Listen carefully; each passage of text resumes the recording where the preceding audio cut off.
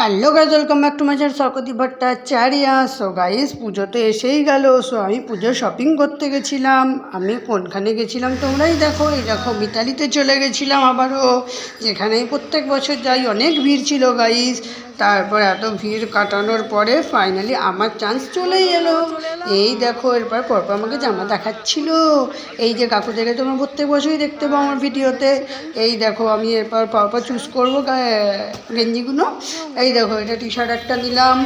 এই দেখো, তারপর এটা আর কি মোটামুটি এর প্রাইসটা কমই ছিল, 400 কতর মধ্যে ছিল।